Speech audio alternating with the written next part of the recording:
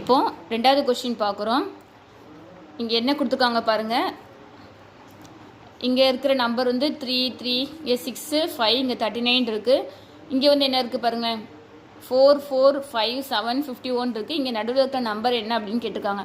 அப்போது இந்த நம்பருக்கும் இந்த நடுவில் இருக்கிற நம்பருக்கும் நம்ம என்ன ரிலேஷன் அப்படிங்கிறது தான் ஃபஸ்ட்டு நம்ம கண்டுபிடிக்கணும்னு அர்த்தம். இப்போ உதாரணத்துக்கு பாருங்கள், இங்கே 3 3 சார் என்ன பாருங்கள், மல்டிப்ளை பண்ணி பாருங்கள். 3 3 சார் என்ன வருது, 9 வருது. இங்கே 6ஐயும் 5ஐயும் மல்டிப்ளை பண்ணி பாருங்கள், 6 5 சார் 30. இந்த 30 இந்த 9ஐயும் ஆட் பண்ணால் என்ன வருதுன்னு அர்த்தம், 39 வருது. நம்ம தான் வந்து இந்த ரெண்டு எல்லாத்துக்கும் வந்து என்னென்ன ரிலேஷன் இருக்குங்கிறத நம்ம தான் கண்டுபிடிக்கணும்.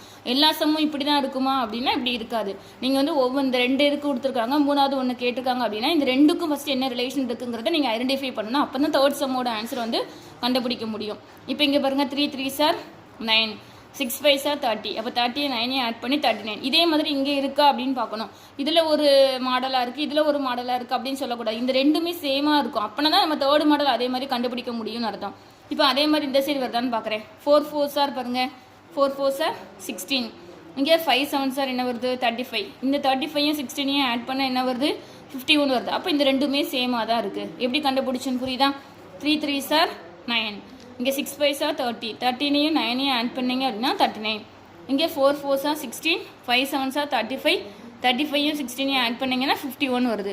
இப்போ அதே மாதிரி இங்கே கண்டுபிடிச்ச என்ன வரும், 3 4 சார் 12, 3 4 சார் என்ன வருது 12. இங்கே 5 5 சார் என்ன வருது